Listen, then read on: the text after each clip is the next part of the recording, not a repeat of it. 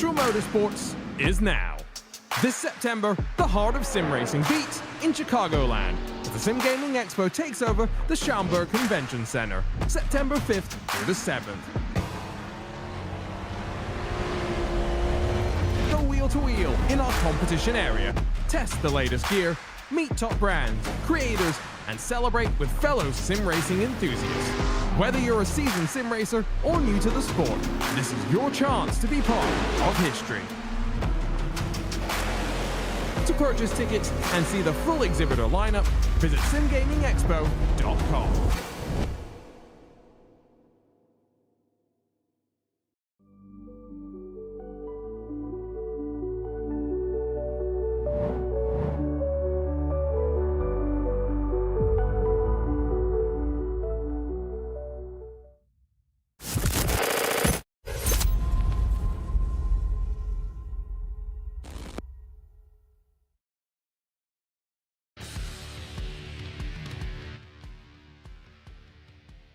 Live from the virtual Madison area where Worldwide Technology Raceway exists, the nighttime is the right time for racing. Welcome in here back on Green Flag TV for the premier sim racing Sim Gaming Expo Truck Series. I am Derrick Watson, joined tonight by Daniel Bouchard with Dustin Ollis pushing the buttons behind the booth, making us look and sound good. Well, Daniel, here we come off a week off after the great Pride ride at Daytona. We're back at Gateway, a track not commonly used that much in a NASCAR series. Well, not commonly used much in recent years, but as it's come onto the schedule, it's most certainly been used a lot more in the last couple seasons. I mean, we've seen a couple real races here. It's a bit of a mess, but hey, what can you do? It's a good track. Hopefully this race goes off without a hitch, unlike the Global IndyCar Challenge race a couple weeks ago. But what can you do? Of course, next up is IRP. That one not many people have run. I don't even think the trucks have run that in officials ever. Then you've still got to fix that, Dustin, just saying. But Kentucky Speedway, followed by Watkins Glen on the Cup layout, the second of two road courses this season, followed by the Action Track at Richmond, the Milwaukee Mile, and Darlington Raceway.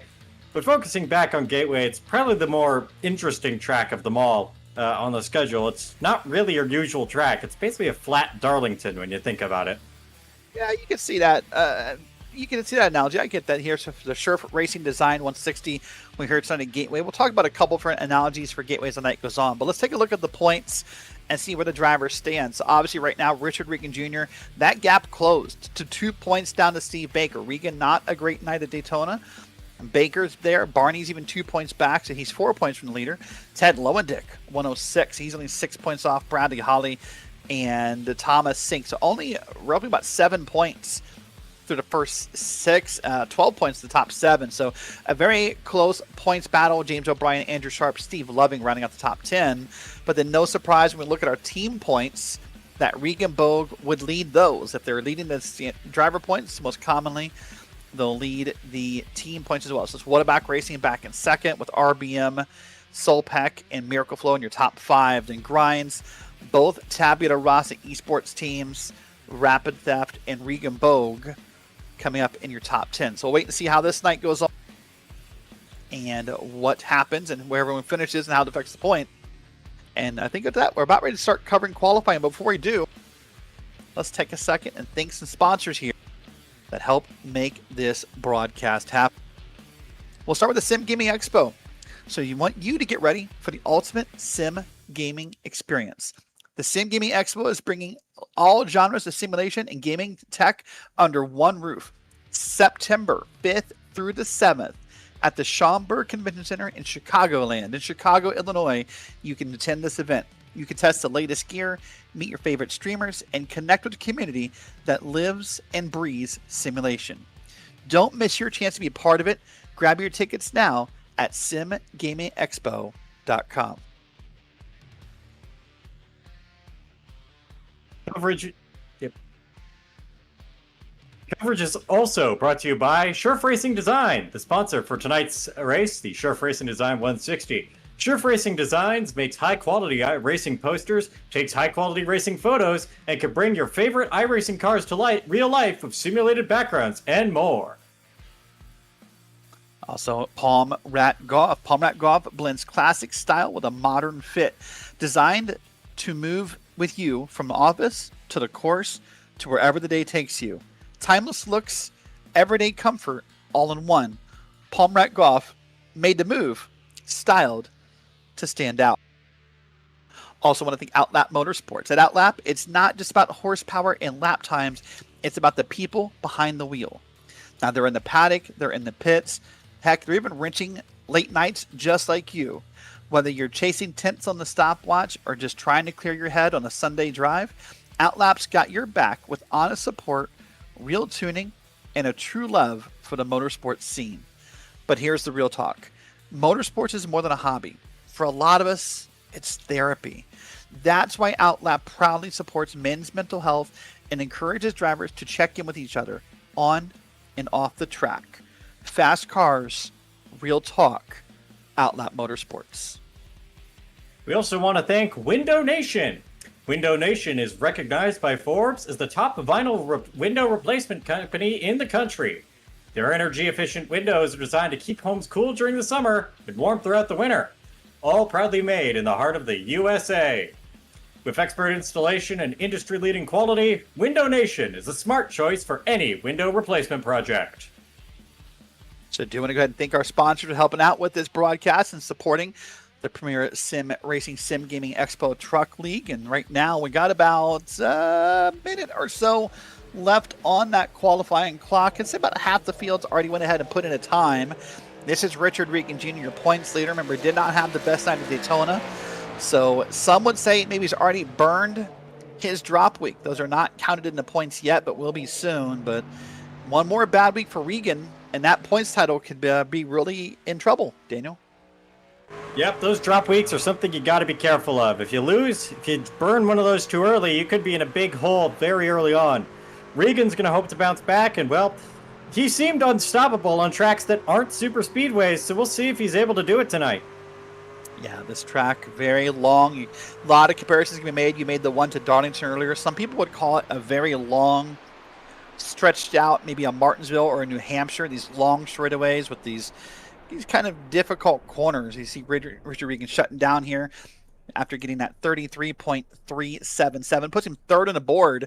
Look at the top of the screen. Thomas Sink, Robert Barney, 1 and 2, as we're just about ready to wrap up qualifying. Beautiful overhead shots here of this nighttime course. It is a beautiful track here. Not one I think I've ever seen at night in iRacing, so I'm excited to see that. But I think now it is time to take a look at tonight's Profit Python starting grid.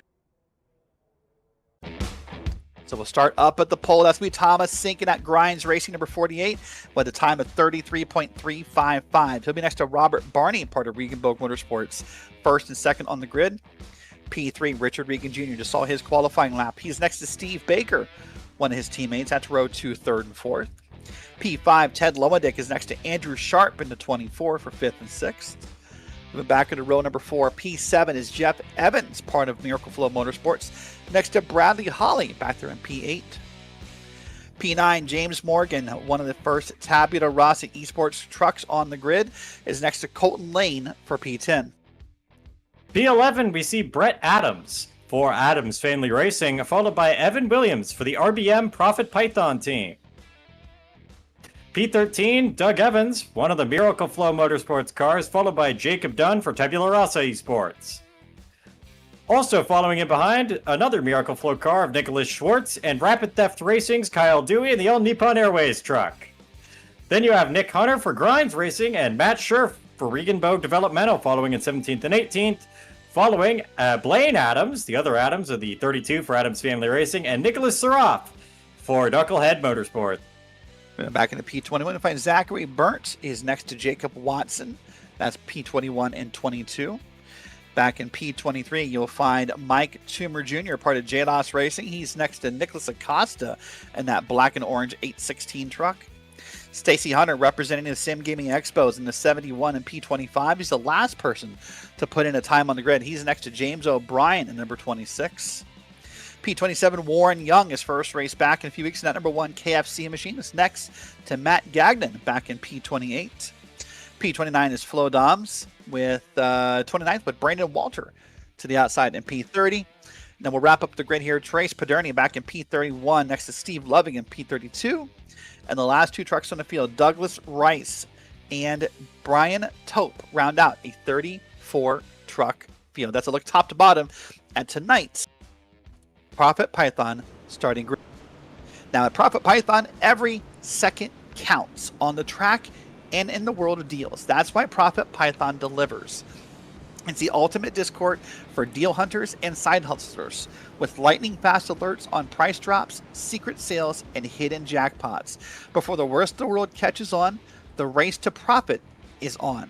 Scan the QR code will pop up on your screen and join Profit Python. Profit Python. Strike fast, profit faster. Well, Daniel, here we are. We're at Gateway, this very long set of straightaways. They're not really that long, but it feels long compared to, I think, how narrow these corners can behave. A track that I think some drivers felt is really going to eat some tires tonight.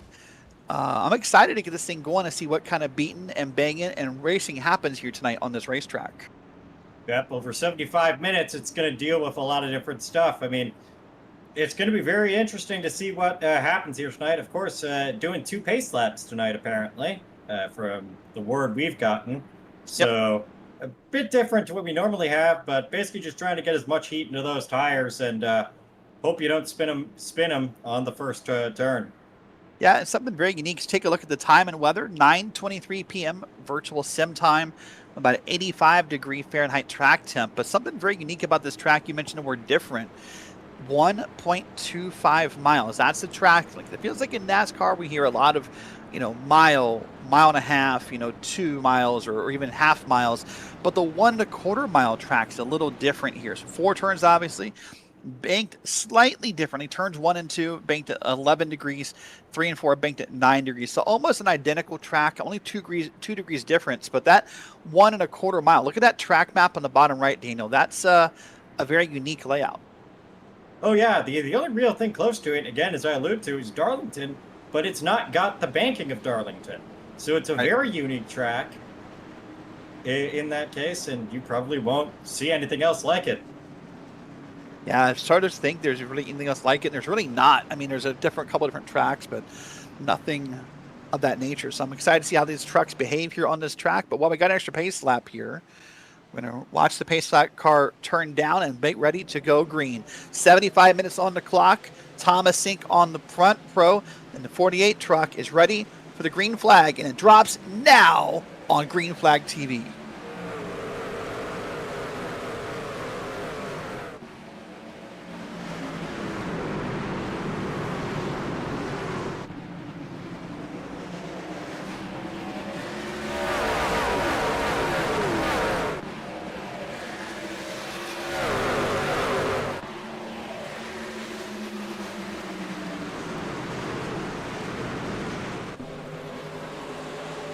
Well, it's fitting in a way that the Illinois native and Thomas Sink not only takes the pole, but leads the first lap here at the track in Illinois. And we got a caution already, lap 23. Car 23. Brett Adams spins it around out of 4. Wait and see if there was any help or assistance with that, but parked sideways, and the caution is out for the first time.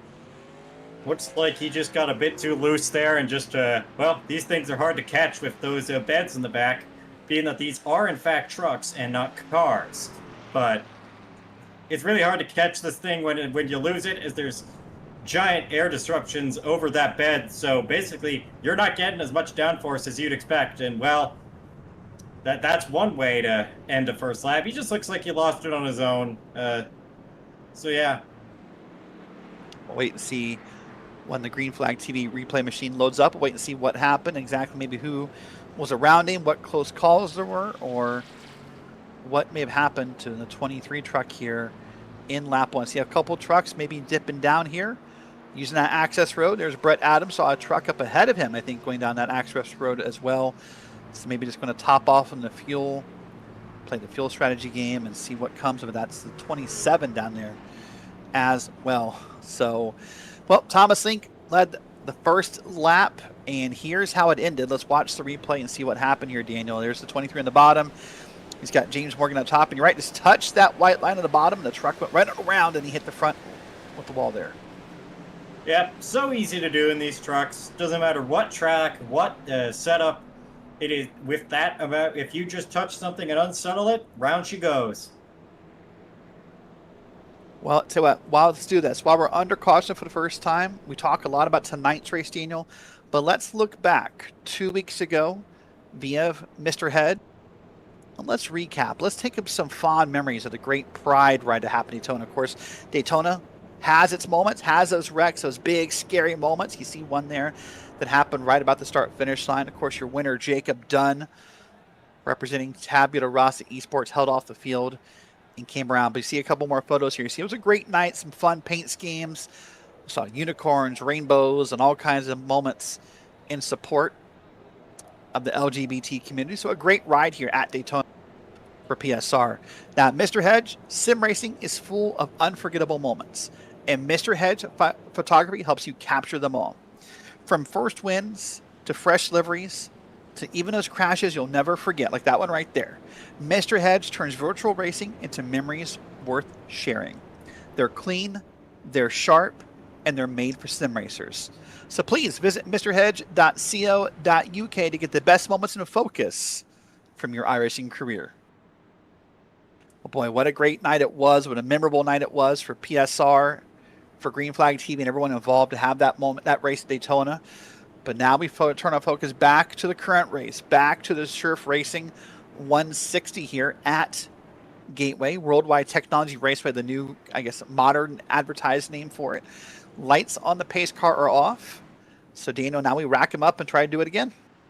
Yep, here's hoping we can go for longer. I mean, this is the same thing that happened in the GIC race here around about a month back. So, but we'll see if they're able to survive. I hope they are. Most of these races aren't that bad, but with these trucks and how hard to handle they are and how cold the track is, it might be a bit tough as we are about to go green. Yep, green flag is back in the air. Thomas Sink restarts again. He led the first restart. He led the start. He'll also lead the restart part. I mean, he's up ahead here.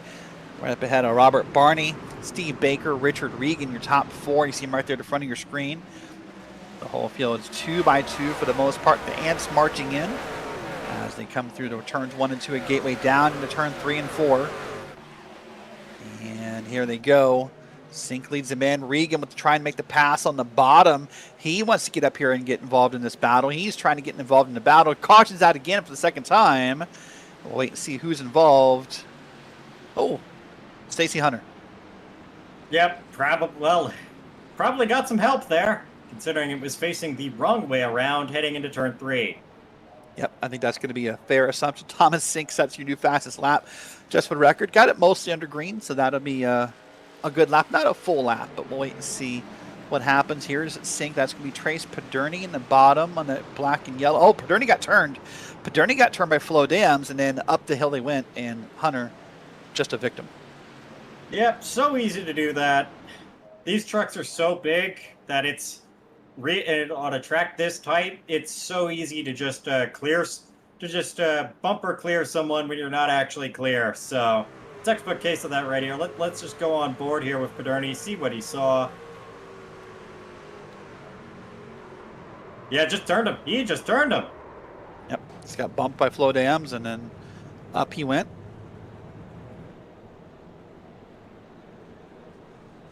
So you saw the notice for the end-of-line penalty, top of your screen, James Morgan. I do not think that... Yeah, I think that's already been waived. That was an incorrect penalty given by race control, so that's already been fixed. So no need to worry about that. Now we're under caution again. A couple more trucks down pit road. Nick Seraf, Matt Gagnon's down there. Trace Paderni, obviously, Steve Loving. So here, watch it again. This is going to be from the Soul Pet car. This is from Flo Dams. He's going to get out here. Watch this. Going to break a little later. Got up under him. I mean, my goodness. That's deserved. End of line penalty. That's. Yep. It's so early in the race. You shouldn't be making moves like that. You've still got over an hour to go. Like, come on. Let's settle in. Let's get some green flag running. Well, let's do this while we are waiting for the lights to go out on the pace car. I want to take this moment and do something a little special. Let's talk to your race leader. Let's talk to the Illinois native who's leading the race here at Gateway, Thomas Sink. How's it feel to be up front? Nervous, because it's been, I think, like a year since I've actually led a race. So I was trying to figure this out in my head. This is your home track, right? Is this the closest racetrack to you? I know Chicagoland would be closest. Okay, but second closest. Yeah, second closest. Nice. Well, I know you've only had a couple very abbreviated runs so far. What have you noticed so far? Truck is loose. Everyone seems to be kind of underdriving everything out front here. It's been actually a nice little clean little race up front. All right, well, listen, I know we're about to go green, so we'll put you back down with your team. Good luck the rest of the race, and maybe we'll talk to you later. All right, sounds good. Thanks, guys. All right, that is Thomas. Goes back down there with his grinds car. Went back to the Whataback Racing crew, and he said they're loose race cars, Daniel. I suspect that's pretty easy to see based upon the racing so far.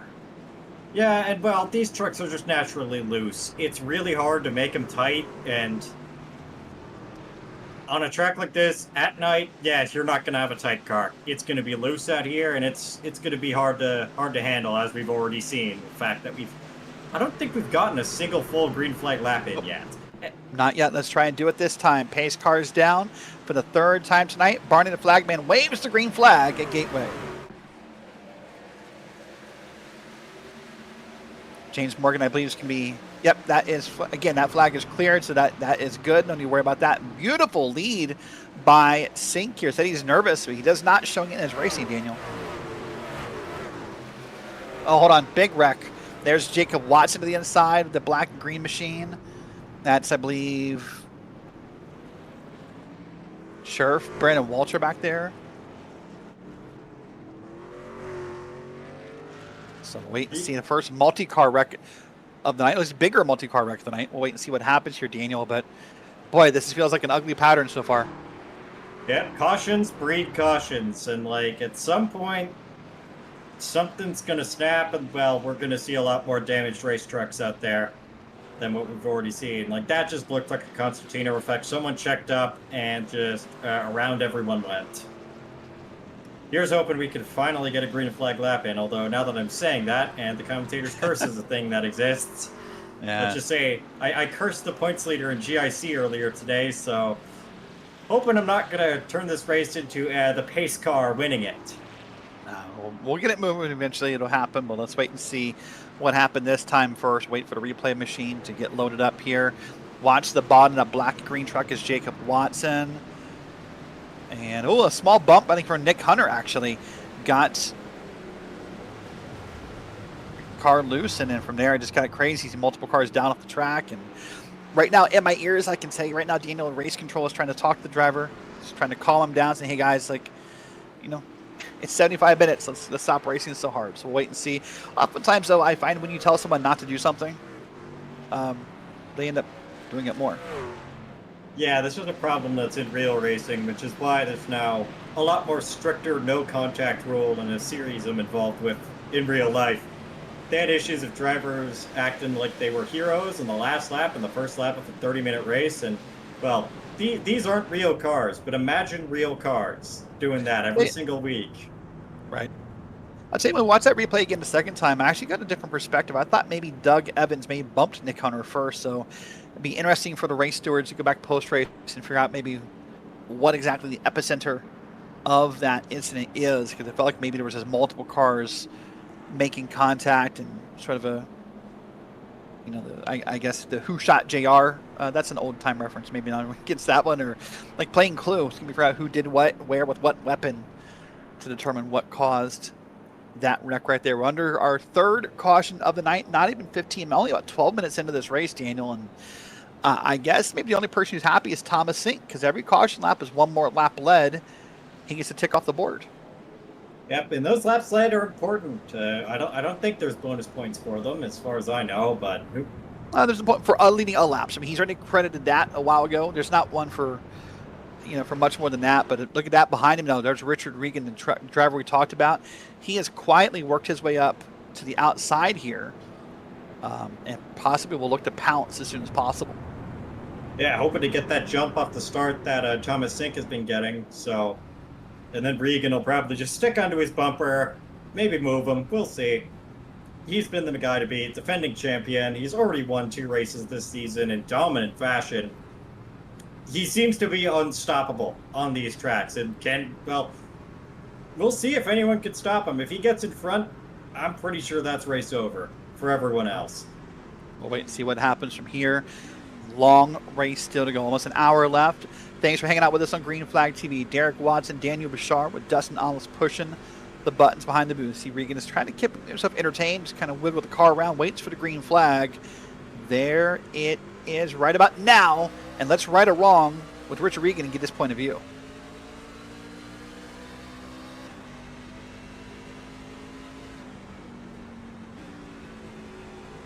And you see Regan himself. It's the mirror images when the hands on the screen turn left, the hands on the real life turn right. Just a mirrored webcam image of Richard looking from different perspectives. So it's that moment here. Richard now kind of waiting here, just kind of behind Thomas Sink, down into turn 3 and 4. Slightly different lines, not much different in turns 3 and 4, Daniel. Yeah, there's not much.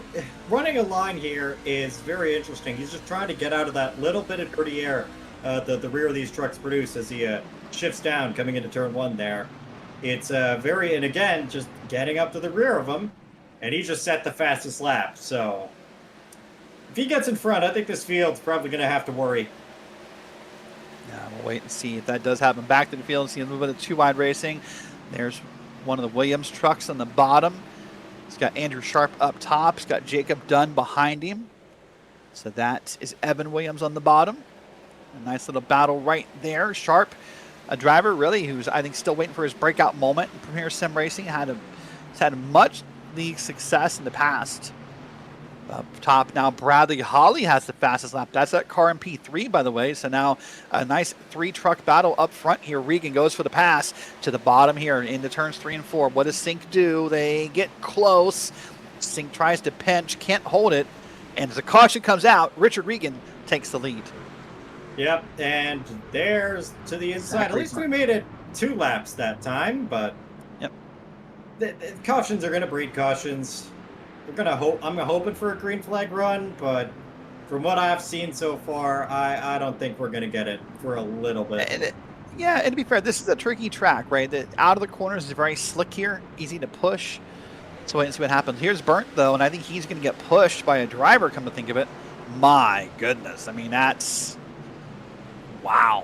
That's local police department eat your heart out on a pit maneuver practice right there. That's Nicholas Hunter. Maybe Zachary Burnt. I mean, hey, at least you maintained rule number 1 of stock car racing. At least if you're going to wreck someone, don't wreck yourself. So there you go.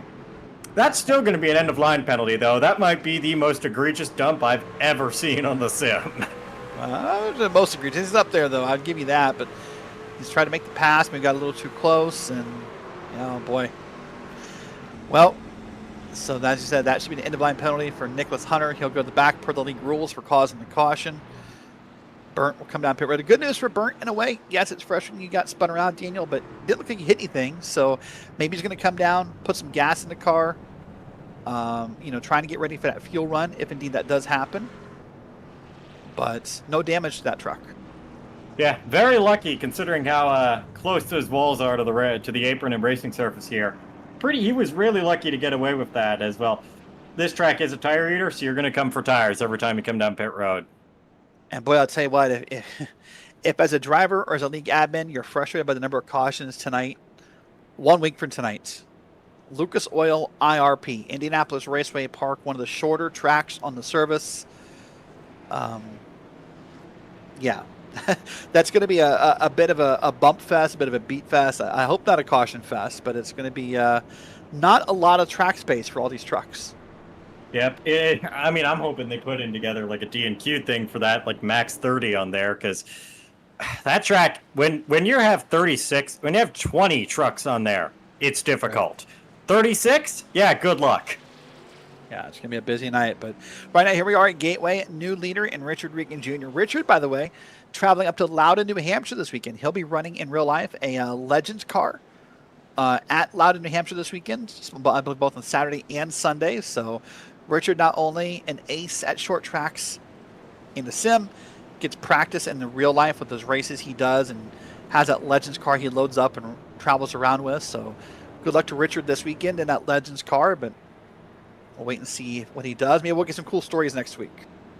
Surprised he's not headed up to Halifax, to Insignish for the IWK 250 weekend. There's a big money Legends race there as well, but borders are hard. So what can I say? Yep, so he'll be at Loudon, New Hampshire. Was talking to his teammates, hoping someone would come visit him. Was trying to get Matt Gagnon and others to come visit this weekend. So we'll see if maybe that's an impromptu RBM team meeting. But let's rack up where we stand right now. Here we're just under, I guess, an hour to go. You got Richard Regan Jr., your leader. Thomas Sinks in second. Steve Baker, Bradley Holly, P3 and 4. And then top 5 and 6 is Ted Lowendick and Robert Barney. Barney's down a few spots since the start of the race. I mean, he qualified up front here. So that's how it's going to get. Well, familiar sight, the pace car's down, but for the first time, it's a new leader. It's Richard Regan Jr. as the green flag falls at Gateway.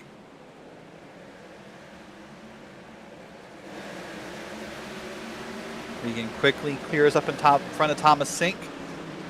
And the battle on back begins. Bradley Holly's back there in P3. Oh, there's 3 wide. That's Morgan up top, Dunn on the bottom, and they got Andrew Sharp pinned in the middle. And that turned out okay, but that looked tense. Yeah, you cannot go 3 wide here. It's very difficult to maintain 3 wide, and good luck with that, as we can see. Ooh, yeah, I wasn't going to say anything there. That was looked tight. And, well, Regan's in front. We'll see if he can. Oh, someone just smacked the wall back there. I saw that too. Yeah, you're right. Someone in the back of the field crushed the wall back there. We'll wait and see what comes of that. We'll look on board here. We're pressing at Warren Young in the 1 truck. That KFC machine. He's bound by Doug Evans. Here's Jeff Evans loose to the inside. That magenta colored truck went way to the inside out of 2. He saved it. Oh, there's another car. That is Brett Adams in the 23. Now he makes the pass. Adams up the track, and nope, he's going to be 3 wide between Evans and Paderni out of 4. Surprised they held that together. I mean, that looked sketchy. He just dove right at, losing it off of 2. Great save. And then he's just going to come up right in front of Evans. Evans has nowhere to go, so he's just going to dive bomb down the inside. He'll lose the truck under braking. They'll send it 3 wide. He'll get even looser there. I'm shocked no one ended up at the fence. Well, speaking of a defense, we might have one now because caution is out. There's one to the inside. That's last week's winner and Jacob Dunn. Wait and see if he lost it on his own or if maybe he got some assistance. He's going to be to the outside of the 38 truck here. Whoa. All right. Pit maneuver. Yeah, we are putting on a master class tonight. I believe that was the 38 at James O'Brien below him. And I did, wow, watch it again here. Is there contact? There definitely is. Oh yeah, look at that. I think he just thought he was clear. Unfortunately for Dunn, not as lucky as Burnt. Not that hard a contact, but still got the back end up against the wall. Yeah, just a light flesh wound. It'll bump out. But then again, aero means everything. That might affect the downforce of the truck, which will make this thing even harder. Yeah, and he just cleared himself off the front of the 38. He did. At first, I thought maybe the 38 moved up, but upon further review, you're right. I think Dunn moves down actually, and clears right there. So it looks like maybe that wall. We'll talk about that wall in a little bit. That wall may be playing some mind tricks, some visual tricks. Well, the safer barriers are only in the corners, so that's probably what it was. Well, there's a gate back there on the wall. This truck has a couple weird anomalies if you look at it here. So watch up top here. You'll see, I mean, there's already that space back there, that kind of opening for the track, and you'll see a couple different spots here where the wall kind of moves around, and I think it's messing with maybe some of the acuity of the drivers here, and they're kind of moving around as that wall comes back in. And yep, just cleared himself. You're right. At first, I thought maybe O'Brien had pitted him, but no, you're right. Dunn moved down, so he'll move to the back of the line behind teammate Doug Rice.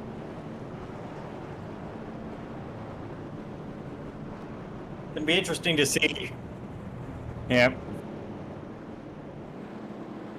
Well, good news, bad news. Good news, We have a Tabula Rasa Esports team meetup. Bad news for them.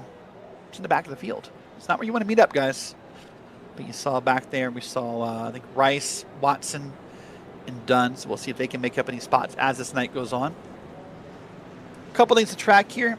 Most of the field, you know what, about half the field has pitted at some point. Dino, it's P16 on up. Jeff Evans up, has not pitted yet. See that magenta truck up there in the top? For everyone kind of in front of him has not pitted yet. On back, Paderni, Adams, Saraf, Gagnon, Scherff, Loving, and more have pitted at some point. Whether that was gas only, whether that was tires as well, it varies driver to driver. But that right there with that pink truck, that's the cutoff spot for hasn't pitted. But I would have to think with the number of cautions so far and how important track position is, it's difficult to get a driver to think about pitting. Oh yeah, it's definitely difficult to think about pitting, especially with the fact that we've only had like, what, 5 green flag laps? I think the pace car has led more laps than any of our leaders tonight. So here's hoping we can finally change that. I shouldn't have said anything, but what can you do?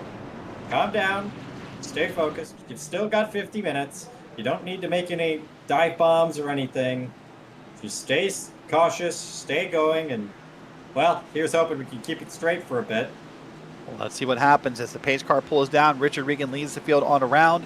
Thomas Inc. tries to get the run up top, and Richard got the jump, is going to lead here once again.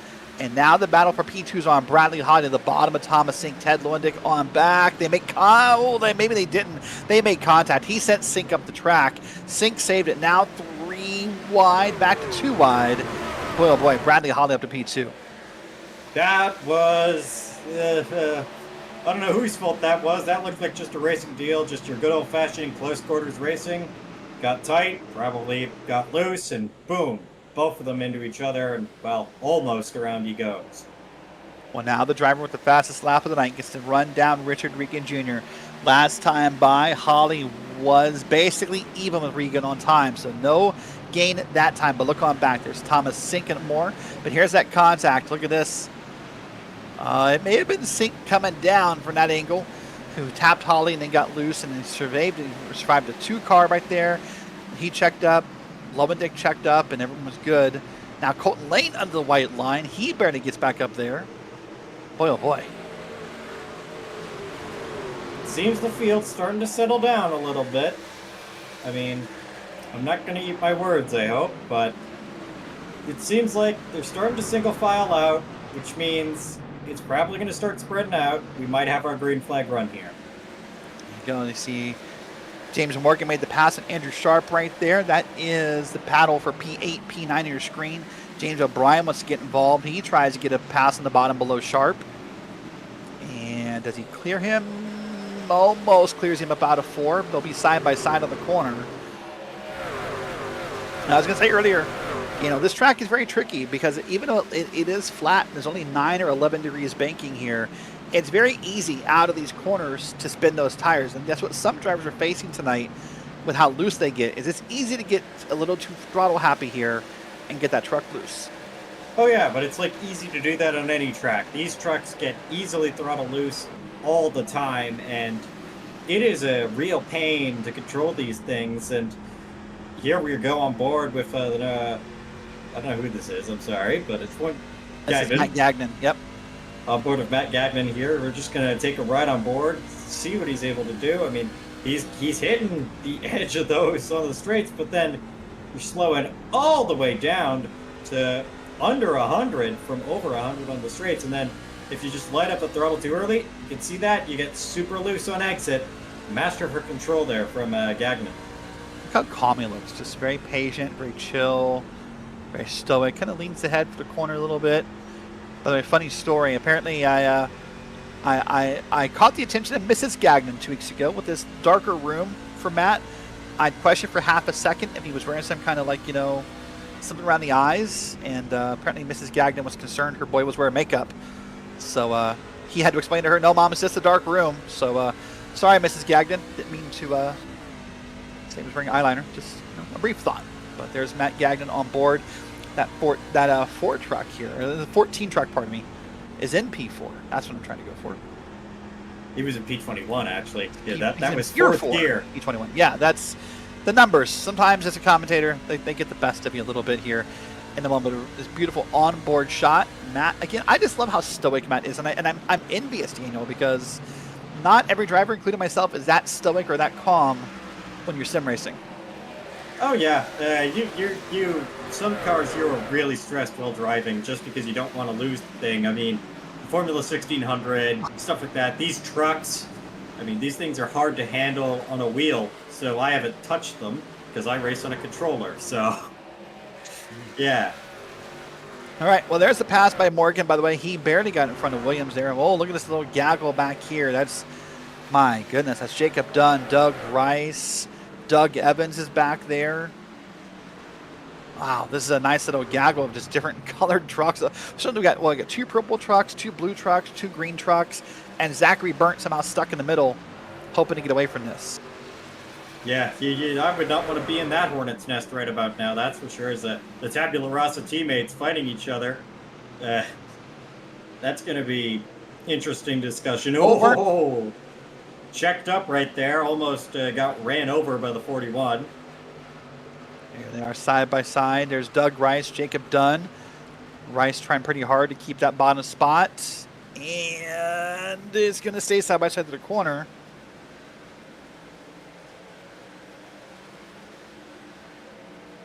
I think right there, Dunn is good finally. Dunn finally gets clear. He's there. It's that part of that wall we talked about earlier where it kind of curves back in and messes with your field of vision, your peripheral vision, if you will. But all is good now. So now Dunn gets away. Now he's going to try to run down the 54 truck and hopefully get up through the field. I mean, you want to get up through the field. Track position is so hard to come by here, as we've just seen. That battle took about 3-4 laps. And here we have another, and now they're going... Now the 3 is trying to get around the 54. Woohoo! Now it's Blaine Adams in the 32 trying to get around the 42 right there. So that's Mike Toomer Jr. in the black and green up top. Right on back, Jacob Dunn got around to 54. So lots of battles happen. That's one of the benefits of a track like this. There's never a quiet moment, right? There's always a battle happening somewhere. Sometimes we get to tracks on the schedule and it feels like we kind of get spaced out too far. But here's Bradley Holly looking on his field of view. Of course, got all the Lego sets in the background, all the lighting that matches the car color. It's got that webcam. Look at this. I love this view. See all that extra telemetry up there. It's very interesting to see. Got the track map up on another monitor. Very interesting to see what different people sim with. I mean, I only have the sim open and like my overlays, and that's about it.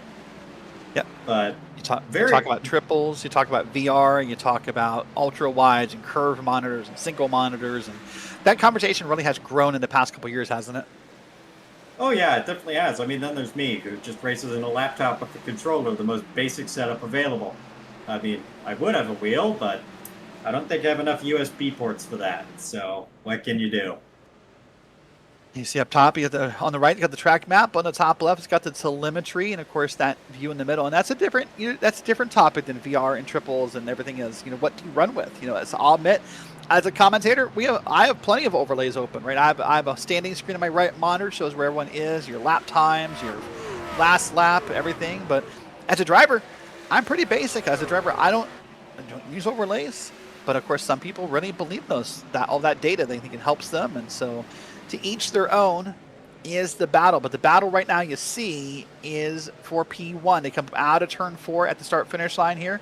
It's Regan, Holly, and Sink in that order. Yep, Regan seems to be pulling away as Holly got a little bit loose and tapped the wall, I think, while we were on board with him. And now he's having to defend from Thomas Sink here. And this is what Richard Regan Jr. wants to see. He wants to run away and just build up that gap on the points again so he doesn't have to fall in another drop week. Yep, so wait and see. Hopefully that's not the case. He kind of has a good night, doesn't need that drop week, and that drop week takes effect after week 5. So those drop week points will kick in soon, and we'll see that affects this 10-week season, 1 week longer than season 1. And we'll see what happens. Of course, season 3 will be the bit of the playoff system. So lots of stuff upcoming. Speaking of upcoming, lots of stuff upcoming on Green Flag TV.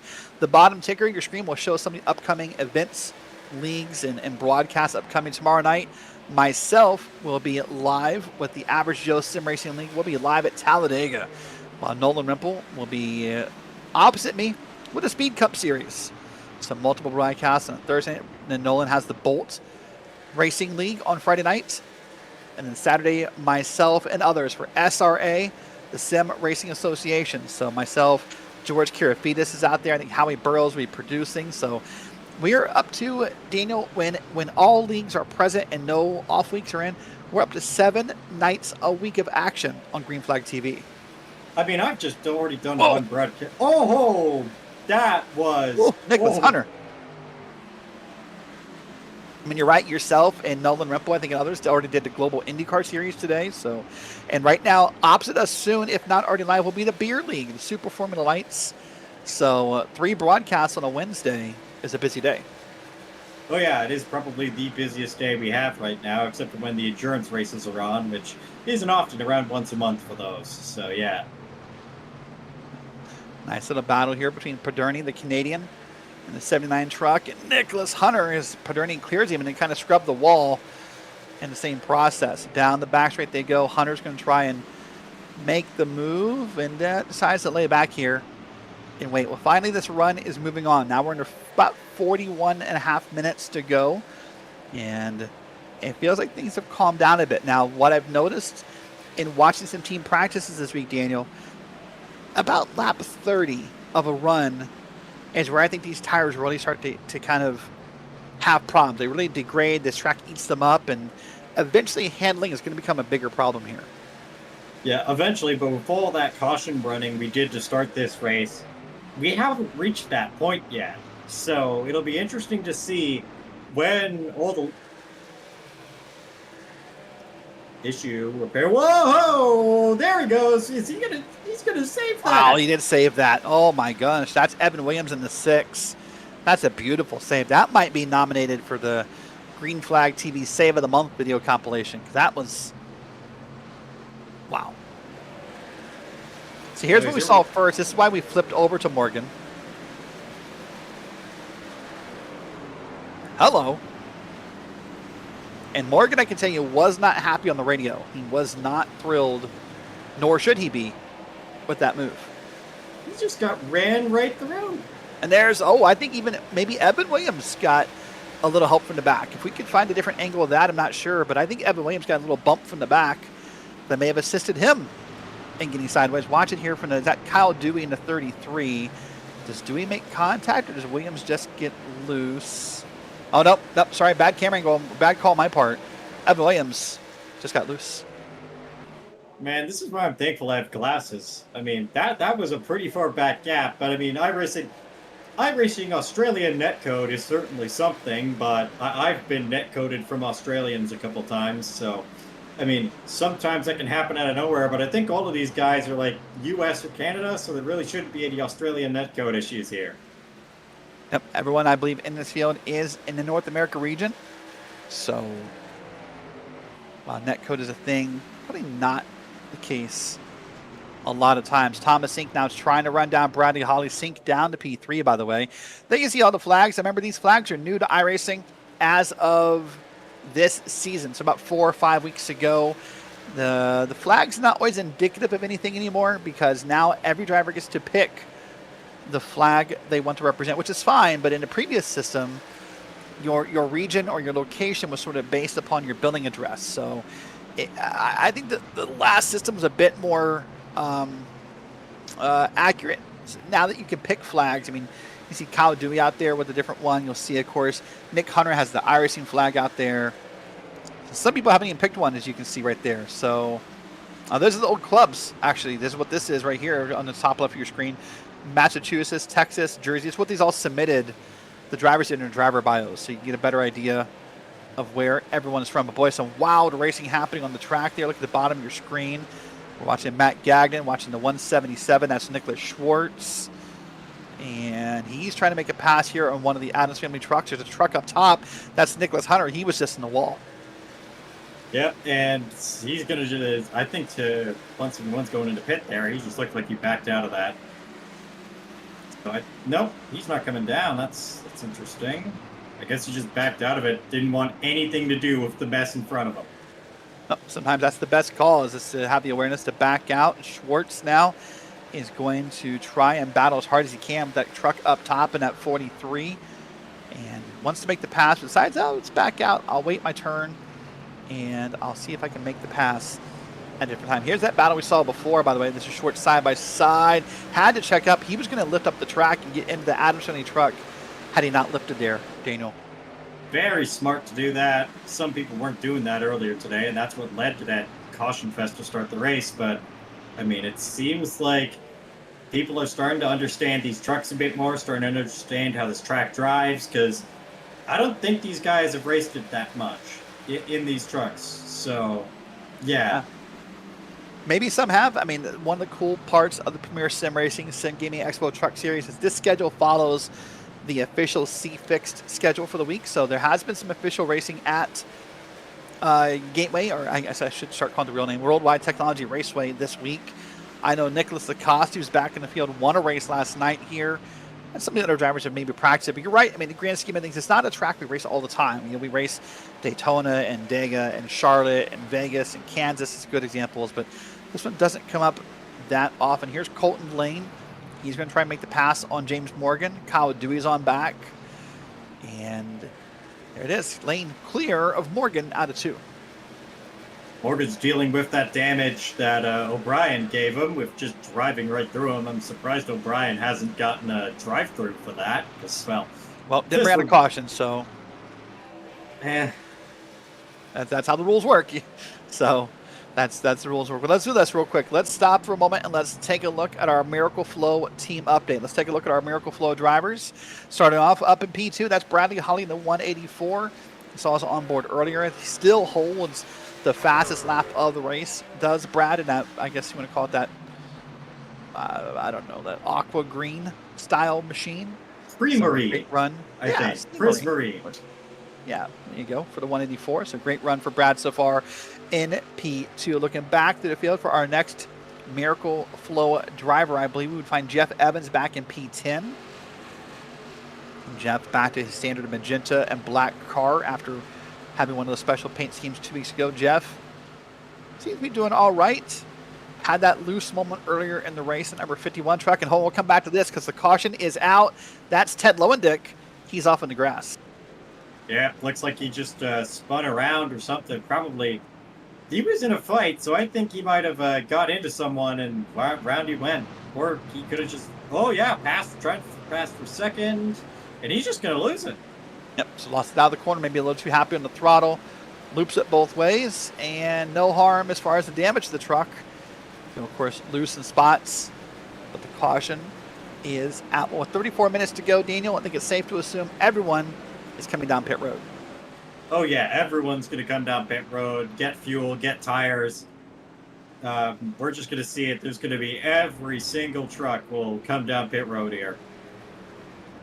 Richard Regan leads them on through. Remember, Gateway has the access road. You have to use it. So it's good news for these drivers to do it under yellow because you can lose a lot of time on this access road under green. Oh, yeah, it's easy to lose like 5, 10, 15 seconds. And if you spin it, that's even worse, which is so easy to do with no banking down there. Yep, you have green. So here they come down pit road, full service, pit stops on the way. Tires, gas, windshield tear-offs, whatever you want, you're going to get it on this pit stop. It's like the only one of the race where everyone's going to be down here together. You see the timers on the right side of your screen. Some drivers in the back, Thomas Sink, Steve Baker, Robert Barney, Jeff Evans in. Here's your leader, Richard Regan. So let's wait and see who wins this battle. Does anyone try anything different? It's hard for me to think, anyone tries 2 tires here. Yeah, you've got to go 4 tires here. It's imperative that you get as much grip as possible. And Regan is going to win the trip off pit road. Yep. 1, 2, 3. The way they came in is the way they come out. Regan, Holly, and Sink, I believe. We're showing Brett Adams as the leader. He stayed out. I would have to think he's going to be coming in this time by. If we could find Brett Adams on the track, yep. Yeah, he just stayed out. I think maybe he missed pit road entrance or had to get it lined up correctly. There's no way that works here if you're Brett Adams. Yeah, you've got to be on the ball here, and you've got to get those tires because this track shreds them like no. There we go. So coming down pit road. So I agree that the tire fall off here is pretty massive. There's no way that would have worked, and I think he knew it. Probably just missed pit road the first time and had to let someone by or something. So Well, he just got a black flag. I think he was speeding on pit road.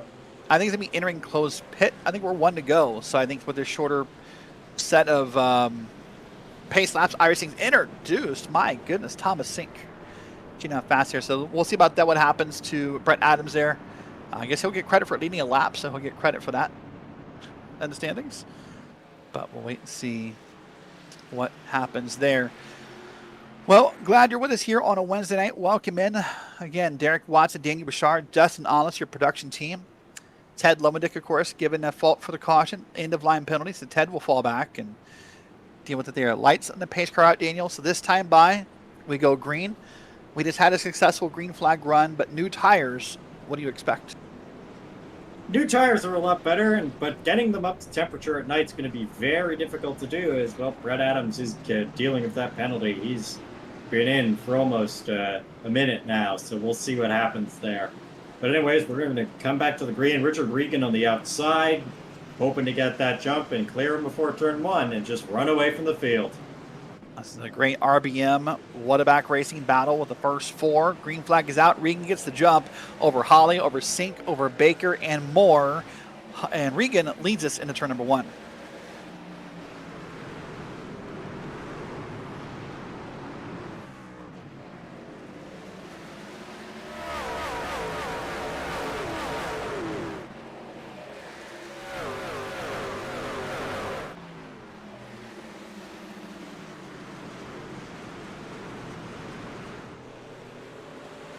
Oh, there it is. There's Thomas Sink by the up top. He's trying to avoid losing some spots in this battle. But there is Brett Adams, by the way. He is about to get in danger of doing another lap down, or maybe a lap or another lap down. We'll check the scoring here for that. But right now up front, it is Regan, Holly, Baker, your top 3.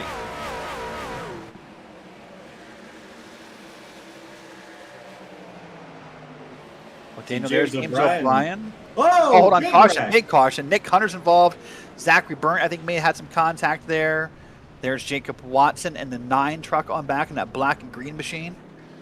So we'll wait and see what begat what, so to speak. We'll wait and see what is shown here. But, well, this one was sort of our concern, or my concern at least, Daniel, was that with these new tires, we may come back to that sort of wild style of racing we had before. Watch this replay here. Oh, Burnt just got loose. He just got loose, tagged him big. Oh my God. Almost going over. Jacob Watson did a wheelie. My God. That could have been so much worse. Somehow that truck is still driving. That's the more impressive part, is that truck doesn't really look that bad off compared. I mean, watch it from Watson's point of view. Let's see what's going to happen here. Yeah, he's just stuck. I mean, he was trying to avoid Burnt. He had a truck that was inside, got up on the air, and that's all you could do. Yep, there really is nothing you could do there. And, well, here's hoping we go through this again, that we don't do this again. Like, there's still 30 minutes to go, guys. It's not the final 5 minutes. Let's just calm down, get those, as Mike Toomer Jr. decides to make another stop. So does Doug Rice. Yeah, possibly some damage fix, or hey, listen, maybe packing some fuel in, right? Make sure you have everything you need, or maybe you're more comfortable at the back. Maybe you're thinking, hey, this is going to get ugly, so let's just sit in the back. Nicholas Acosta, you saw him briefly in the back of that camber shot in 8:16, but boy, Nick Hunter feels like he's been involved a couple times, not always of his own doing, but yeah.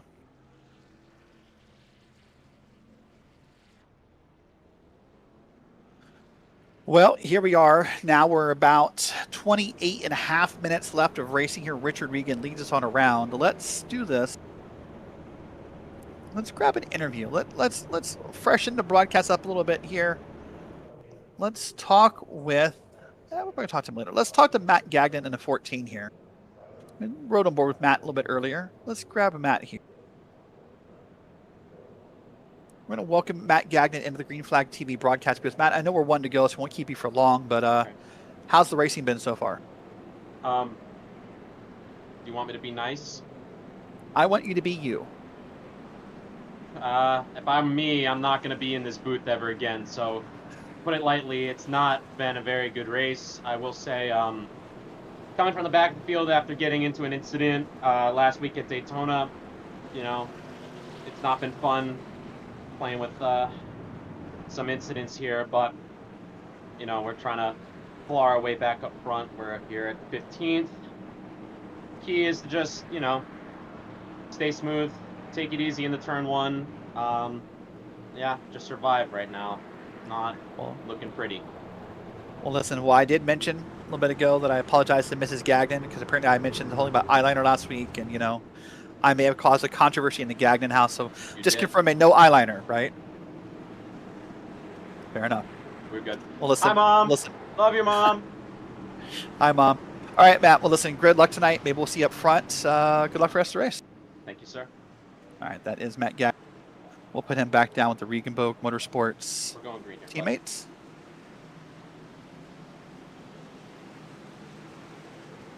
Well, as the green flag falls here once again at Worldwide Technology Raceway, Richard Regan gets the jump here. Bradley Holly, Thomas Sink, Steve Baker, the same people up front. Oh my gosh, there's a wreck in the back. That's Mike Tuber Jr. He has turned sideways. At the back of the field, no caution since no one else is involved. And we're going to stay green for the moment here, Daniel. Yeah, but will he stay slow to get that caution? Never mind. There's the caution. Oh, it's a separate wreck. Oh my God. I saw a little bit. I think I saw Flo Dams involved. Jacob Dunn was involved. Wow, wait for the replay to see who all was on that list.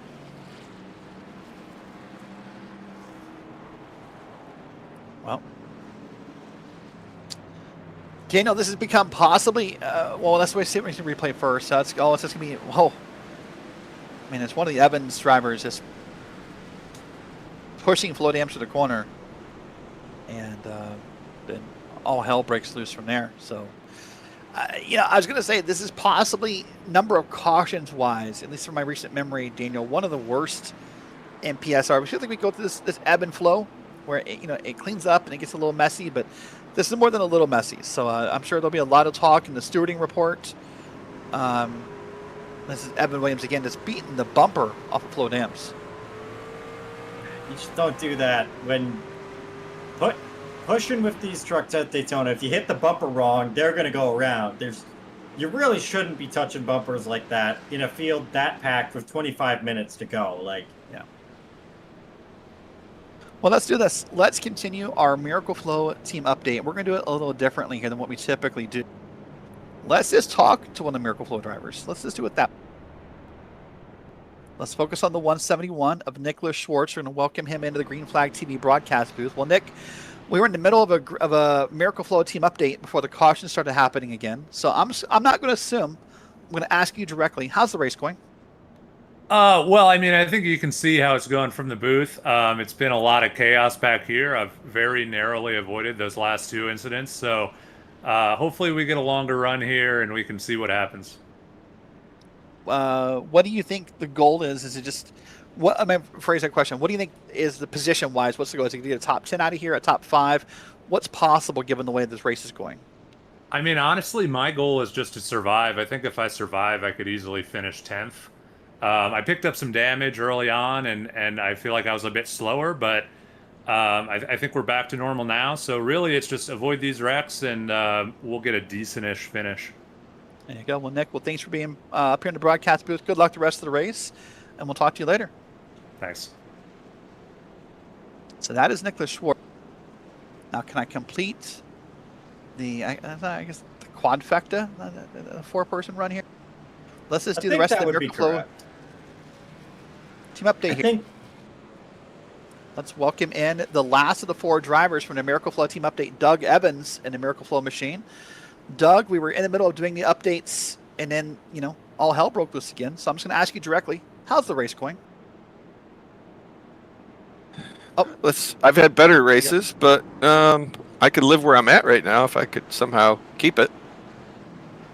Are you surprised by how this track is driving? It feels like it's just a little loose, a little squirrely out there. Is that what everybody expected? I don't think it's that loose myself. You just got to be able to modulate your throttle correctly. Are you surprised by all the beating and banging to the back of the bumpers we're seeing tonight? Oh, yeah, for sure.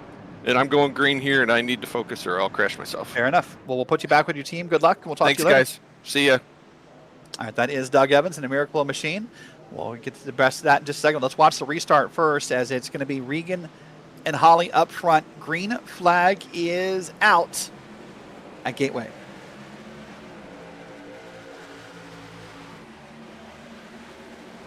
Looking up top here into turn number 1, you see the same 4 drivers up front for a while.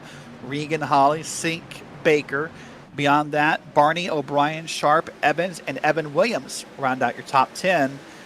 And no surprise, I guess the sort of good news for these drivers, Daniel, you talked about Richard Regan could walk away with this race. With all the cautions, he's had a hard time doing that. Yep, he's been really having a hard time trying to pull away from the field. He seems to be able to do it on long runs, but on these short runs, he doesn't seem to be as O'Brien just whacked the wall on a 4.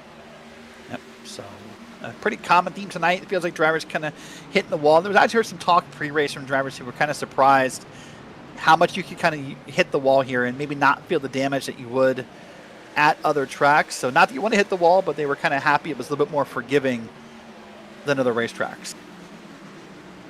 There's Nicholas Hunter slow on the bottom, by the way. I think he maybe is coming down pit road. He's got a black flag to answer, so that would be why there. So it's on the bottom of my screen. Here's Sharp and Barney side by side, and Barney's going to try and make the pass on the inside, but Sharp's doing a pretty good job here holding up top as Richard Regan finally sets the new fastest lap. Yep, Richard Regan finally getting that fastest lap back. He's going to want to walk away and just keep going until he can't be caught no more. Not really surprised to see a fastest lap set here, by the way, Daniel. I know not much difference, but as this night goes on, the temps cooled off a little bit. I think we're 2 or 3 degrees cooler on the track than when we started. So as that track cools off, faster laps should happen, right? Oh, yeah. As the track cools off, you should be going much faster than you were before. Caution again. And it's Blaine Adams this time in a 32. And wait and see. I heard this from spotter calls, this happening out of turn 4. So I'm not sure if that was a very long wreck or if it was a bad spotter call. We'll wait and see what may have come of this here. Self-spin. Out of 4. It just keeps happening. Does. Well, I'll tell you what, let's wrap up and do the things we need to pay the bills. Let's wrap up real quick that Miracle Flow team update. Because I need to tell you that at Miracle Flow is more than hair care. It is built for the bold. They were founded in Rochester, New York in 2015, and Miracle Flow was created to elevate both your look and your lifestyle. Now, made in the USA and crafted for real performance, it's trusted by those who show up ready. Whether it's for game time or a night out with the boys. No shortcuts, no gimmicks, just results. Miracle Flow, because your flow isn't just style, it's a statement. Well, Daniel, the statements being made tonight, there's a few of them. There's the domination by Richard Regan Jr. There was a statement made by Thomas in completing the first part of this race, but the statement right now is caution. It's caution after caution after caution. It's real tough to see what can possibly finish up here. It's going to be a tough race. Yeah, so wait and see. Of course, the time does tick away. This is one of the benefits of timed racing. We know when the race will end, right? No matter how many cautions there are, it's 75 minutes. That's the race, right? Compared to a lapped race where we could be kind of dreading how long that clock will go for because we don't know. It's lap based. But here, we know it's going to end soon. So it's just all about holding on to whatever spots you have. See a few different drivers on pit road. Morgan, Dunn, Costa's back there.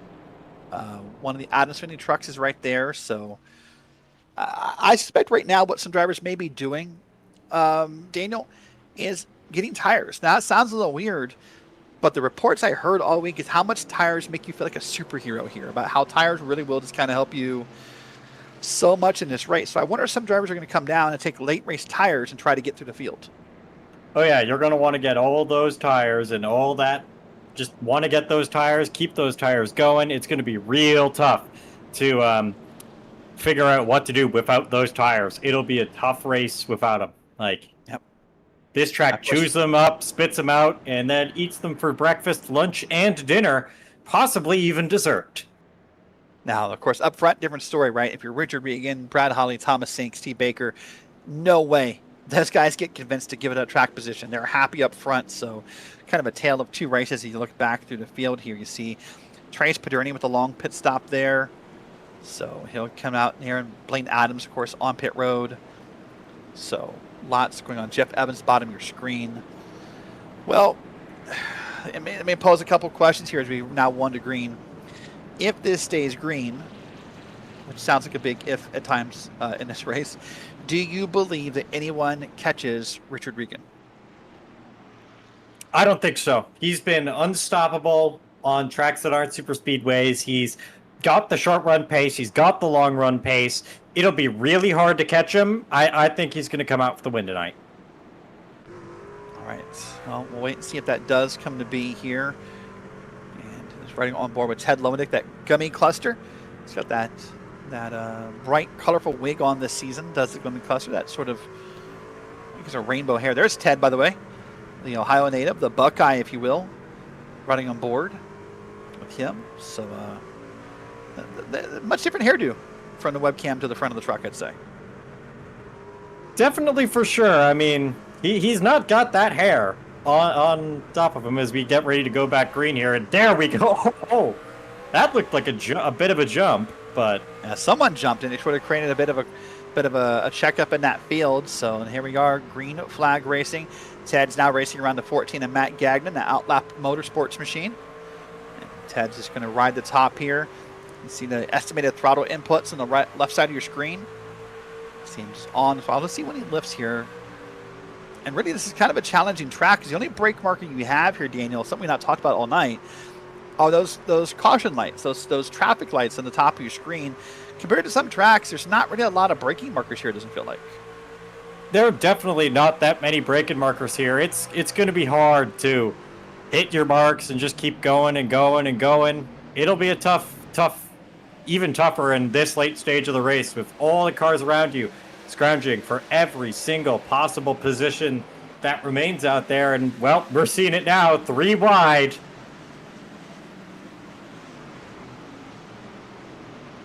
Yep, you'll see. I mean, and look at the walls. I mean, you get the 5-hour energy markings up on the top of the turns, but even on the side of the walls, down the front and back straight. And sometimes drivers will use those markings and advertisers and sponsors for braking markers. Not a lot of those either. Look at that white wall there. I mean, it's coming back to that braking marker point. But oh, there's the 3 wide you talked about. That's Timmer. That's Williams. That's Flo Dams back there. That's James Morgan stuck behind him. Lots of drivers, and this Scherff right in front of him. Stacy Hunter's up there in front of him. So, whew, this is a wild pack back here. Yeah, it's definitely a wild pack out there. It's going to be...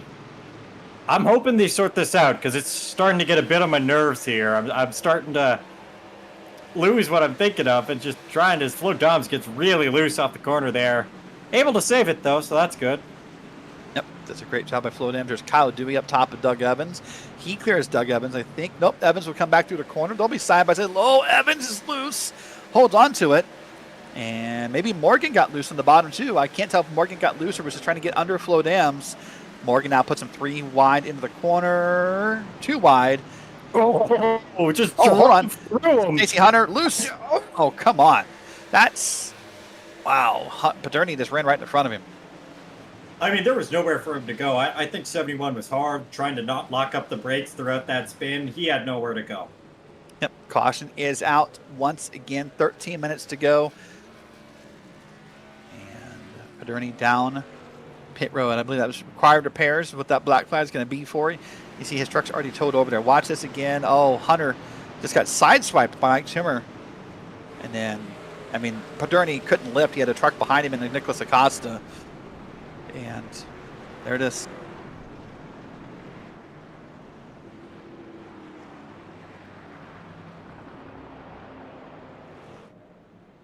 He just got loose and, well, round he went.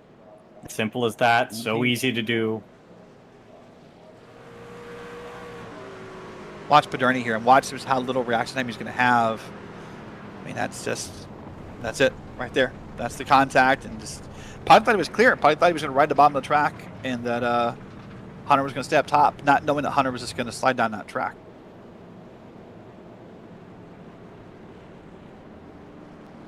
Well, here we are. Caution. We'll be back green flag racing with about 10 minutes to go.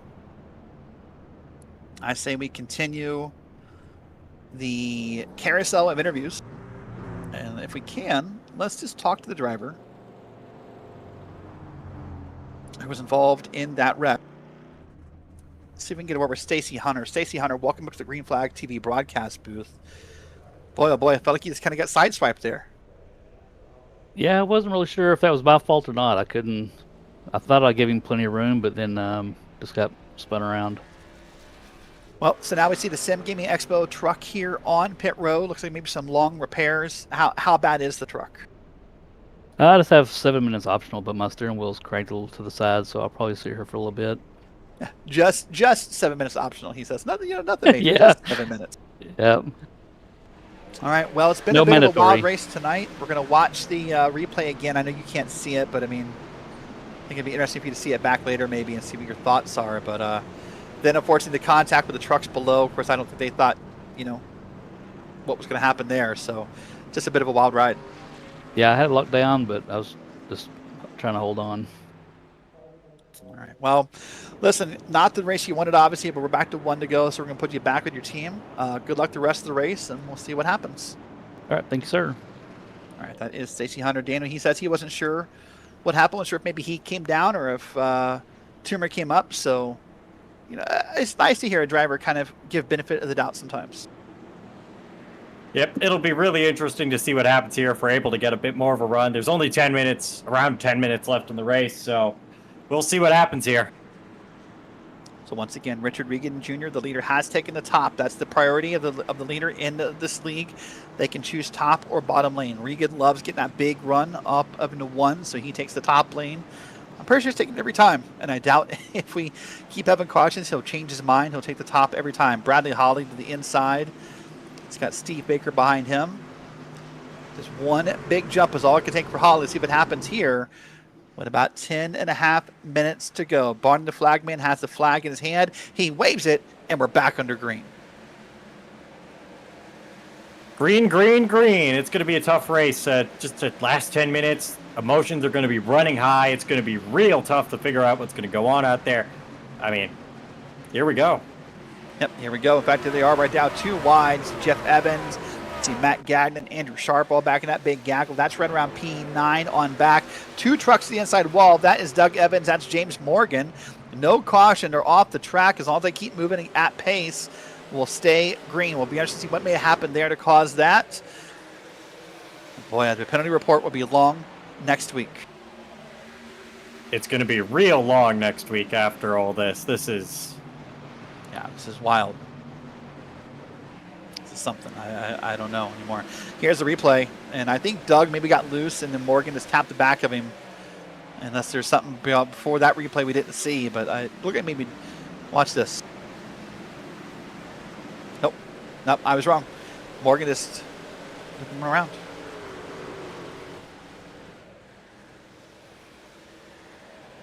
Well, here's that straight line, that single file line, if you will. It is Regan, Holly, Sink, Baker on back, Barney, O'Brien, and more. Here's your first 2 wide battles happening here. Andrew Sharp and Matt Gagnon is battling up here for P9, P10. And now they're single file. Stacy Hunter, you see him on the bottom of the track, just trying to get around here and run some laps. Doesn't want to go too many laps down. Just gain whatever spots he can, Daniel. You just got to gain whatever spots you can. Just keep doing that. Hope you finish.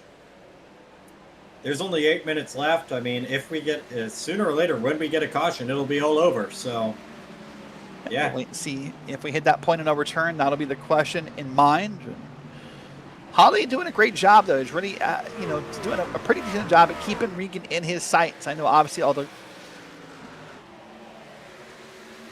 the cautions have helped that a little bit, but still doing a pretty good job. Never see Ted Lowendick on the inside here.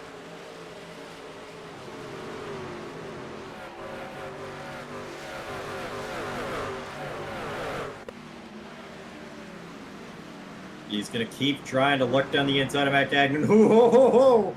Gagnon goes way Gagnon wide. way up top. Yeah, look at that. Way up top. Did Gagnon go actually scrub the wall a little bit? So he'll go at that spot. That'll put Gagnon back just outside of the top 10 P11. Remember, we were talking with Matt earlier. He was not one of the calm and cool collected drivers. He sounded pretty frustrated by this race. He sounded it sounded like that wave of cautions really kind of got to him mentally, was kind of messing with him a little bit, didn't it? Yeah, I mean, it's really easy for that to happen. I mean, you don't want it to happen, but it could happen. And, well, that's just a textbook case of that. Here we see the 171 trying to get around, but Kyle Dewey going to be on his outside in the old Nippon Airways machine. Yep, there is Schwartz clear of Dewey. Now we got two Miracle Flow drivers in a row here.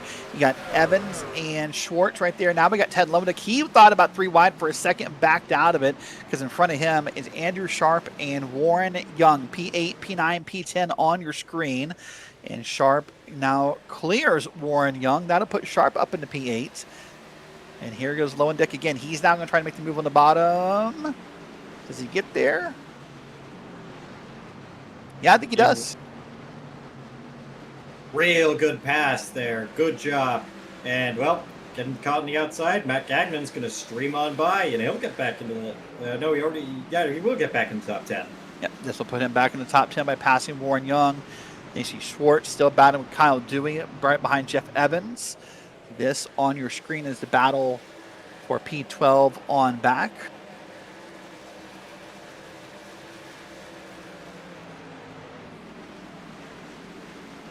Really, look at this. I mean, for what at the beginning, and I guess even in the middle, Dino, was a very wild race, lots of beating, lots of banging.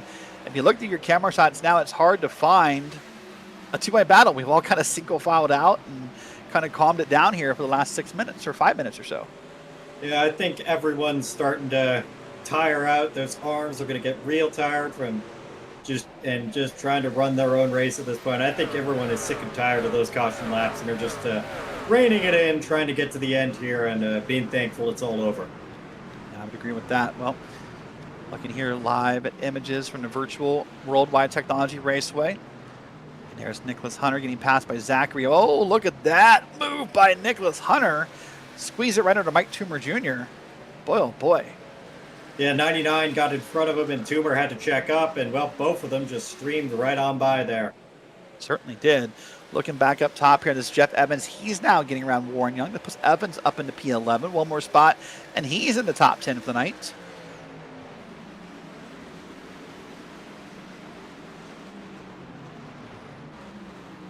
All right, so on back through the field a little bit more. See a couple more battles happening here. There's a 27. He's trying to battle here with a couple different cars and trying to have a good run in this here. See what happens with this race here. Now under 5 minutes to go. Regan now is still trying to walk away. Now about 0.3 of a second is the lead up front. Not miss anything up there as we watch this battle on track. A good battle here for these three drivers. I think we're about to pass the point of no return or have already passed it. So next flag probably ends the race here.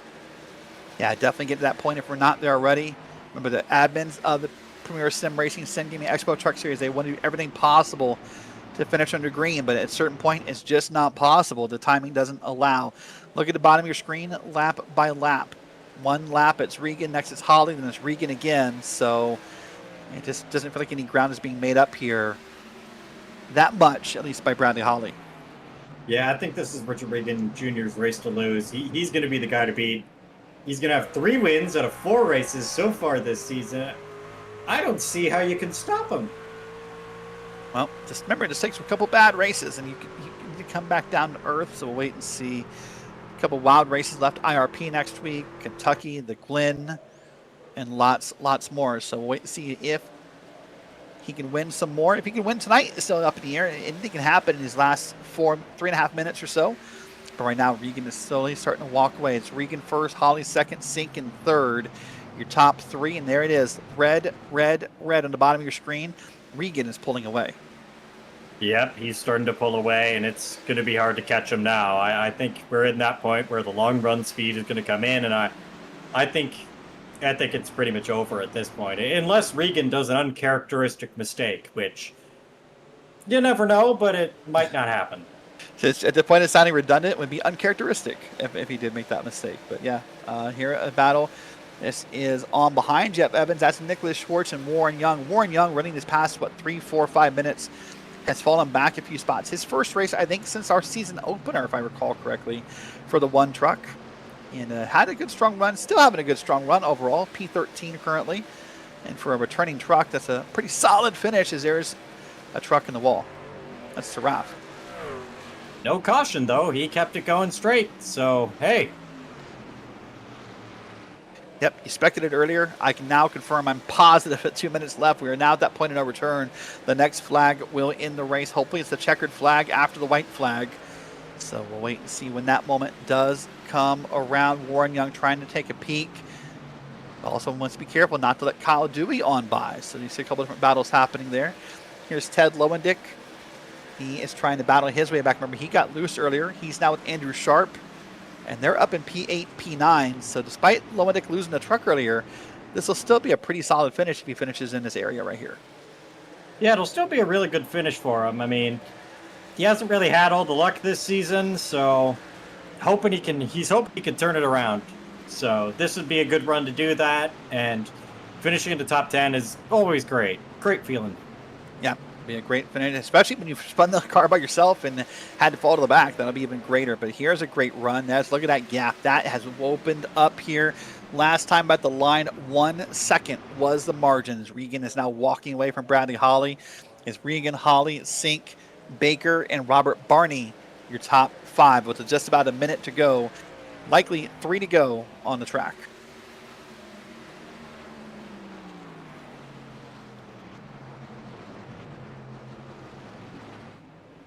Well, Daniel, you take small victories where you can get them, right? So that what I mean by that is, yeah, we had a pretty rough race, lots of cautions, maybe not the focus that the PSR admins want, but it's going to be a pretty solid run here for the last, 10, 15 minutes to the green flag. Plus that good run in the middle there. I mean, Richard Regan Jr. getting a bit wide as we come to the white flag. Barney is waving it. 1 lap to go for Richard Regan Jr. 1 lap to go is the call. Richard Regan kind of getting a little loose, kind of having some fun, I think. Kind of maybe just trying to step on it so he can make happen. The New England native gets to race this weekend in real life. Those legend cars at Loudon, New Hampshire. But first, he'll race here in the virtual Illinois racetrack at Gateway. He's going to come up through turns 3 and 4.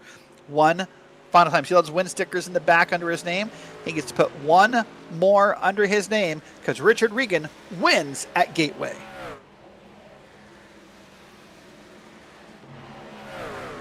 So now you see a couple more battles happening across the start-finish line. And everyone's, coming on through. There was a nice battle right there. Flo Dams, and I think that was Kyle Dewey at the line. We'll see how they finished up right there, but everyone's coming on through. The fireworks are going off, and Richard Regan can celebrate. Oh yeah, he can definitely celebrate for that. That'll be a good finish for him. You see a bunch of drivers going to come on through. Yep, some are going to come through and say congrats. Some just want to get on pit road and get this over with. Robert Barney apparently wants to come up here and celebrate with him. So lots happening all at once. Yeah, very chaotic end of this race, but a good race nonetheless. There's Nicholas Hunter going on around. Well, feels like a repeat thing we see sometimes in the Premier Sim Racing SimGamingExpo Truck Series, but here he is. The creator, the head admin, one of the drivers responsible for bringing this league to us every week, representing Neonism with that very colorful, bright paint he debuted 2 weeks ago for the Great Pride Ride, is now burning it down and celebrating yet another win. Yeah, yet another win indeed. Well, let's do this last. Richard Regan celebrates, and I'm kind of curious how far he can take this real quick. If we can just find out for a second. It's been a trend in real-life NASCAR, I feel like, just kind of see how far you can burn it down. He's up to the Geico signs, and nope, that's it. All right, let's go and take a look at tonight's unofficial results and see where everyone lined up here. Of course, Richard Regan Jr., part of Regenbogen Motorsports, is your winner by 1.5 seconds for Bradley Holly. Thomas Sink comes home third, part of Grinds Racing. And then Steve Baker and Robert Barney, P4 and P5. And then James O'Brien, Colton Lane, Ted Lowendick, Andrew Sharp, and Matt Gagnon round out your top 10. In 11th, we have Jeff Evans, and followed by his Miracle Flow Motorsports teammate Nicholas Schwartz, Warren Young, who does not have a team listed, Kyle Dewey's Rapid Theft from Rapid Theft Racing, Kyle Dewey, then Flo Doms from Soulpack. Another RBM car, Zachary Burnt finishes 16th, followed by Matt Scherff for Regan Vogue Developmental.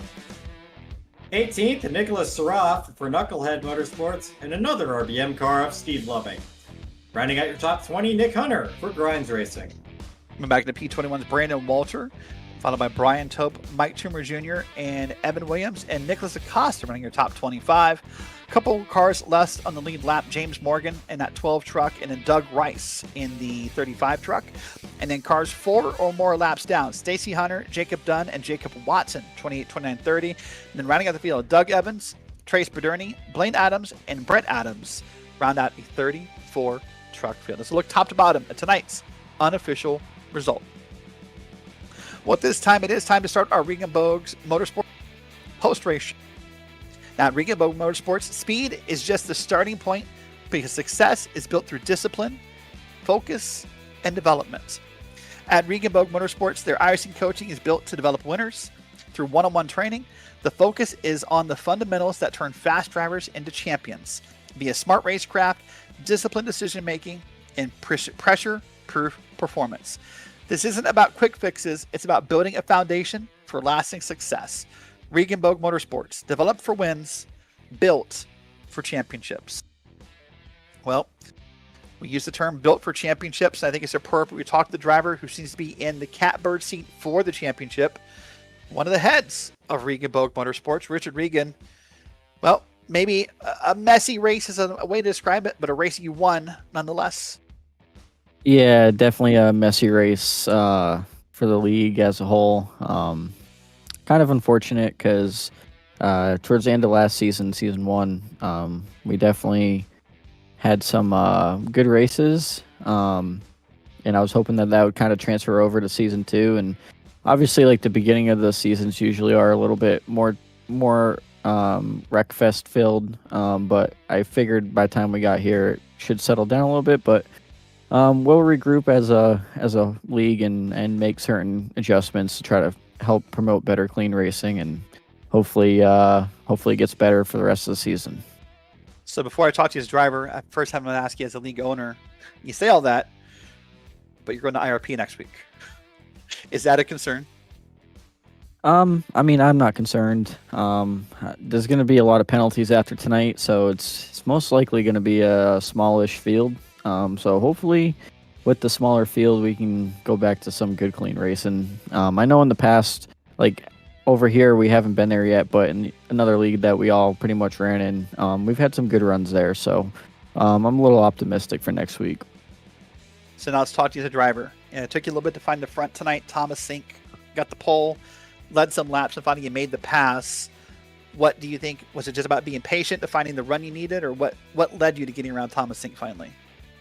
Yeah, just being patient. I learned in the pit parties that I was pretty quick on the short run, not so much on the long run. So I just made a couple adjustments to what I was doing and really made sure to protect that right rear tire on exit, because on exit of 2, especially, it's super loose. And if you start burning off the right rear, it's going to kill you even harder off of 4 because you need all that side bite to get up off the corner, right? So just trying to be patient. And I mean, obviously we had a lot of those quick cautions to start the race, so not much I can do. But there was one of the laps when I did make the pass, he had a mistake when he shifted from 3rd to 4th off of 2, and I just capitalized on it. And yeah. Fair enough. Well, a great win tonight. Before I let you do all your thank yous, I'm going to first ask you off topic. Who have you been playing as in CFB 26? Well, I've been doing Road to Glory, so Yourself? right now. Yeah, so playing as myself. My quarterback just got on. Yeah, just got on to Georgia. So see how that's going. But all right, buddy. Well, listen. Well, great win tonight. Always a pleasure talking to you. And let me just let you do your thing. Who do you want to say hello to? Yeah, thank you. I'd like to give a shout out to Neonism Paints. If you need a paint, go to facebook.com/Neonism and tell them Premier Sim Racing sent you. Mission 22, Multiple Sclerosis Society, Jay-Z Photography, Stant Analyzer, Kaylee Sweet Creations, everyone at Reganbilly Motorsports, James and Robert Barney, they had a great run tonight, coming from the back. So good team point night, and everyone at Premier Sim Racing, and then you guys at Green Flag TV. Awesome, buddy. Well, listen, great job tonight, and we'll talk to you soon. Thank you. All right, we go from talking to Richard Ricken Jr., who won the race, to talking to the driver who I think has a long night ahead of him, one of the head stewards for Premier Sim Racing, and Bradley Holly. Brad, before we talked about you as a driver, let's talk about the race itself. It kind of cleaned up towards the end, but maybe not the race you're hoping for. Yeah, I disagree on it cleaning up at the end. But yeah, qualifying, I gotta clean that up. So I stopped starting 6-7 rows back, but I worked my way up through the field and pulled up P2. By the end of the race, I felt like Richard just kind of found something you didn't. He just sort of walked away by over like a second and a half at the end. Looking back, is there anything different you could have done to keep pace with Richard, or was he just a better driver tonight? Definitely a better driver. He longer run, he had figured out something on basically backing up the corner on basically apex of 1 and 2, and that was killing me. But I was as faster. Maybe could have been a little quicker than I'm on 10 lap fresh tires, but other than that, I didn't really have much for him. All right, well, listen, I tell you, I thought of this weekend. I got to go visit a Lego store, the official Lego store here in town recently, and you know what? I walked away without buying a Lego set. I'm pretty proud of myself. I'm impressed. I am too. I was so tempted. You have no idea. And what's the newest Lego set for Bradley Holly?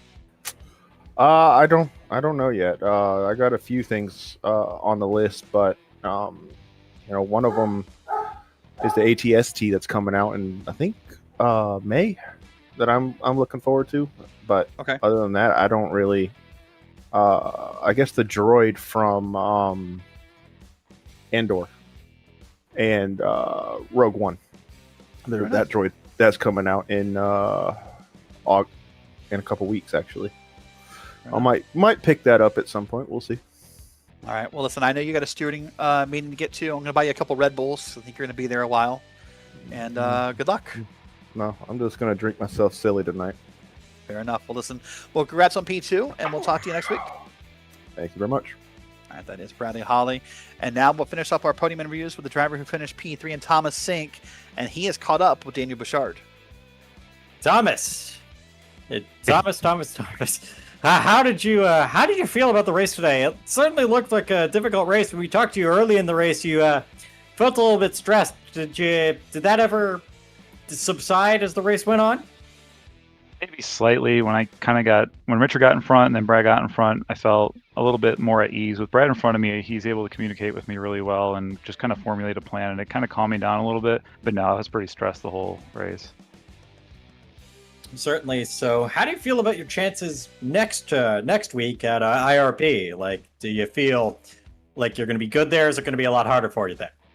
Probably. I don't know. I've had mixed results there. It's one of those tracks that kind of run up towards the wall.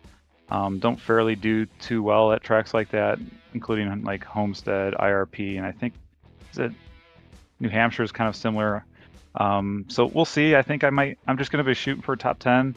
If I happen to do as well as I did tonight, maybe we can modify those goals. But honestly, going to try to take the easy route and just kind of shoot for a top 10 and just go without any incidents, no crashes, no upset people, nothing.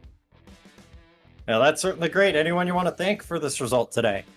Absolutely. Grinds for sponsoring the truck. My wife, she's in Peoria right now on a training. I don't know if she's watching or not, but say hi to her. My grandma's always watching uptown here. I love you, Grandma, my family, everyone else. And thank you guys for an awesome broadcast. Thanks my team. Thanks for the league, everyone. It was actually a good race for me today.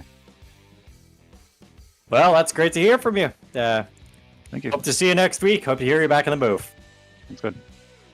All right, that is Thomas Sink, and that will round out our podium interviews for the evening. Well, Daniel, I guess we do the old Sesame Street gimmick where they say, today's episode is brought to you by. I guess something I say is tonight's race was brought to you by the color yellow. Yep, it certainly was. And I mean, IRP, hoping it's not like this. That'll be it'll be interesting. There's going to be a lot of penalties tonight. Long night ahead for Chief Stewards. So, anyways, we'll see you then. Yep, there it is. 1 week from tonight, July 23rd, 8:30 p.m. Eastern Time. Myself, Evan Posocco, back in the booth for the Lucas Oil Indianapolis Raceway Park. A short track. I suspect some short tempers. Lots of beating and banging.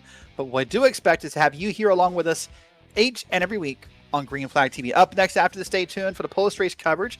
We'll move over to the Beer League.